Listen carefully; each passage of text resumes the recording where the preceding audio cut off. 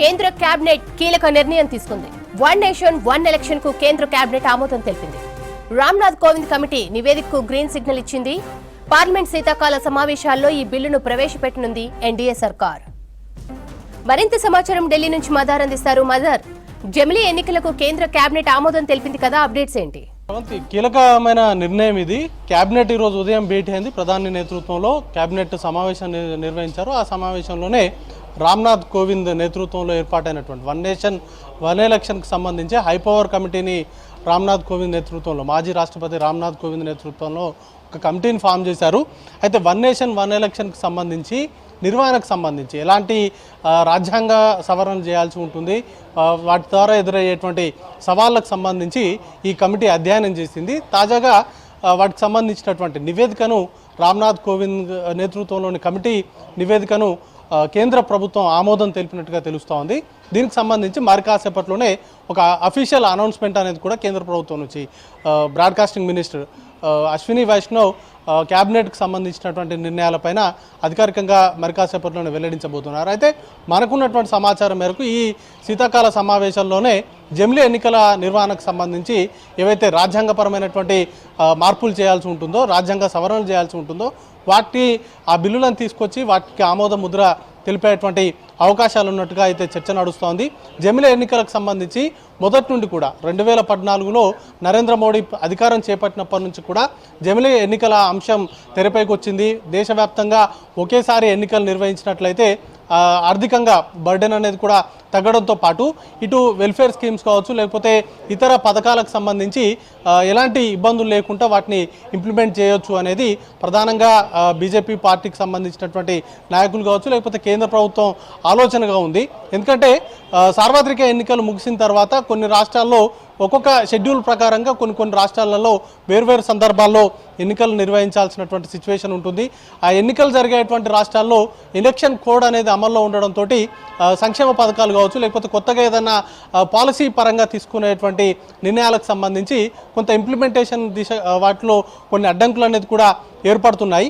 అలాగే ఒకే దేశం ఒకే ఎన్నిక కనుక నిర్వహించినట్లయితే అన్ని రాష్ట్రాలకు సంబంధించి అది కూడా 100 రోజుల్లోపే పూర్తి స్థాయిలో ఎన్నికలు అన్ని రాష్ట్రాలు గ్రామ పంచాయతీ నుంచి మొదలుకొని ఇటు ఎంపీల వరకు పూర్తి స్థాయిలో ఎన్నికలు నిర్వహించాలి. దానికి సంబంధించినటువంటి ఎక్సర్సైజ్ అంతా కూడా 100 రోజుల్లో పూర్తి చేయాలనేటువంటి దిశగా మోడీ ప్రభుత్వం ఆలోచిస్తుంది. దానికి సంబంధించే వాటికి అనుగుణంగానే ఇప్పుడు తాజాగా ఈ మాజీ రాష్ట్రపతి నేతృత్వంలో వేసినటువంటి కమిటీ వాటికి సంబంధించినటువంటి సాధ్య అసాధ్యాలపైన సుదీర్ఘంగా చర్చలు జరిపారు. కీలకంగా స్టేక్ హోల్డర్స్ కావచ్చు, లేకపోతే లీగల్ ఎక్స్పర్ట్స్ కావచ్చు, వీళ్ళందరితోటి అభిప్రాయాలు తీసుకున్న తర్వాత దీనికి సంబంధించినటువంటి నివేదికనైతే ఇచ్చారు. గతంలో కొన్ని సిఫారసులు అయితే ముఖ్యంగా 18కి పైగా రాజ్యాంగ సవరణలు అనేది కూడా చేయాల్సి ఉంటుందంటూ కూడా లీగల్ ఎక్స్పర్ట్ చెప్తున్నారు.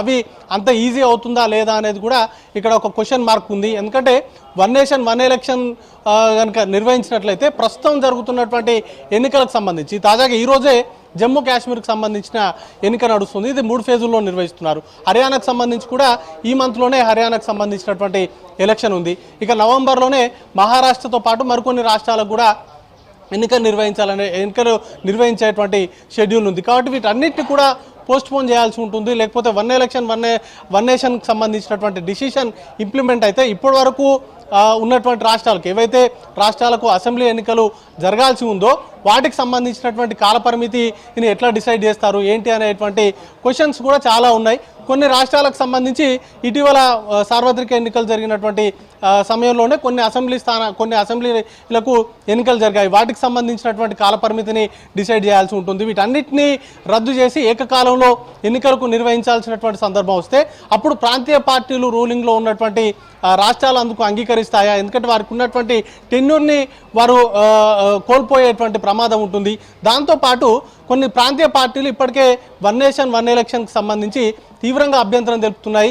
కేవలం జాతీయ పార్టీలు ముఖ్యంగా బీజేపీ పార్టీ తను పూర్తి స్థాయిలో విస్తరించాలనేటువంటి వ్యూహంలో భాగంగానే ఈ వన్ నేషన్ వన్ ఎలక్షన్ని తీసుకొచ్చింది. ప్రాంతీయ పార్టీలు ఉప ప్రాంతీయ పార్టీలుగా ఉన్నటువంటి పార్టీలు ఎక్కడైతే అధికారంలో ఉన్నాయో ఆ పార్టీలకు తీవ్రంగా నష్టం జరిగేటువంటి ఆస్కారం ఉంది అనేది ప్రధానంగా వారు చేస్తున్నటువంటి అబ్జెక్షన్. దాంతోపాటు గతంలో అబ్సల్యూట్ మెజారిటీ బీజేపీ పార్టీకి అబ్సల్యూట్ మెజారిటీతో ఉన్నప్పుడే వీటికి సంబంధించినటువంటి అంశం తెరపైకి వచ్చింది, కానీ దాన్ని బిల్లు రూపంలోకి తీసుకురాలేదు. బట్ ఇప్పుడు బీజేపీ పార్టీకి బొటాబొటి మెజారిటీ తోటి ఉంది, పూర్తి స్థాయి మెజారిటీ కూడా లేదు. ఎన్డీఏ పక్షాలతోటి ప్రభుత్వాన్ని ఏర్పాటు చేసింది. ఆ ఎన్డీఏ పక్షాల్లో కూడా కొన్ని ప్రాంతీయ పార్టీలు, ముఖ్యంగా బీహార్ కావచ్చు, లేకపోతే ఆంధ్రప్రదేశ్ వంటి 2 రాష్ట్రాలు కూడా ప్రాంతీయ పార్టీలు అధికారంలో ఉన్నటువంటి రాష్ట్రాలు అవి. ఇప్పుడు వారికి కూడా ఇటీవలే ఎన్నికలు జరిగాయి. బీహార్కి సంబంధించి ఎన్నికలు జరగాల్సి ఉంది. కాబట్టి వారు ఆ టెన్యూర్ని వారి కోసం ఇప్పుడు బీజేపీ కోసం త్యాగం చేస్తారా, ఇట్లాంటి క్వశ్చన్స్ అన్నీ కూడా రేజ్ అవుతున్నాయి. వారందరూ ప్రాంతీయ పార్టీలకు సంబంధించినటువంటి ఎంపీలు ఇప్పటికే దీన్ని వ్యతిరేకిస్తున్నటువంటి నేపథ్యంలో కాంగ్రెస్ పార్టీ కూడా జమిలీ ఎన్నికలకు వ్యతిరేకంగా వారు పార్టీ స్టాండ్ అనేది కూడా తీసుకుంది. కాబట్టి రాజ్యసభలో కావచ్చు, లేకపోతే లోక్సభలో వీటికి సంబంధించినటువంటి బిల్లు రూపంలో ప్రవేశపెట్టిన తర్వాత ఎదురయ్యేటువంటి ఛాలెంజెస్ని ఇప్పుడు ఏ విధంగా ఎదుర్కోబుంటుంది అనేది కూడా చూడాల్సి ఉంటుంది. ఎందుకంటే మిత్రపక్షంగా ఉన్నటువంటి పార్టీలను కూడా బీజేపీ ఒప్పించాల్సి ఉంటుంది. 2/3 మెజారిటీ ఉన్నటువంటి సందర్భంలోనే అలాంటి నిర్ణయాలు తీసుకోలేదు. బట్ ఇప్పుడు బొటాబొటి మెజారిటీ తోటి ఉన్నటువంటి సందర్భంలో జమిలీ ఎన్నికలను తీసుకొచ్చి పార్లమెంటు ముందుకు తీసుకొచ్చి వాటిని ఏ మేరకు బిల్ పాస్ అయ్యేలాగా చేస్తారనేది కూడా ఒక ఛాలెంజింగ్గా ఉంటుంది. వాటితో పాటు రాజ్యాంగంలో ఉన్నటువంటి కొన్ని సవరణలు కూడా చేయాల్సి ఉంటుంది. కాబట్టి దానికి అబ్సల్యూట్ మెజారిటీ కంటే కూడా ఎక్కువగా ఆల్మోస్ట్ అన్ని పార్టీలకు సంబంధించినటువంటి అభిప్రాయాలు తీసుకున్న తర్వాతే దానిపైన వెళ్ళాలని కూడా ఇటు విపక్ష పార్టీలు కావచ్చు వీరన్నీ కూడా డిమాండ్ చేస్తున్నారు. సో ఈ 1 నేషన్ 1 ఎలక్షన్కి సంబంధించి కేంద్ర ప్రభుత్వం ఎలాంటి వైఖరి అవలంబించబోతుంది, ఒకవేళ దాన్ని తీసుకొస్తే కనుక ఎప్పుడు దాన్ని ఇంప్లిమెంట్ చేస్తారనే దానిపైన కూడా క్లారిటీ రావాల్సి ఉంది. ఇప్పటికిప్పుడు అయితే ఎందుకంటే కొన్ని రాష్ట్రాలకు ఇప్పుడు ప్రస్తుతం ఎన్నికలు జరుగుతున్నాయి, మరికొన్ని రాష్ట్రాలకు ఈ ఫిబ్రవరి లోపు ఎన్నికలు అనేది కూడా నిర్వహించాల్సి ఉంటుంది. కాబట్టి ఆ రాష్ట్రాలకు ఎన్నికలు నిర్వహించిన తర్వాత 1 నేషన్ 1 ఎలక్షన్ని తీసుకొస్తారా, లేకపోతే ఇప్పటికిప్పుడు ఆ డిసిషన్ని ఇంప్లిమెంట్ చేస్తారా అనే దానిపైన కేంద్ర ప్రభుత్వం నుంచి ఒక స్పష్టమైనటువంటి ప్రకటన రావాల్సి ఉంది. శ్రవంతి.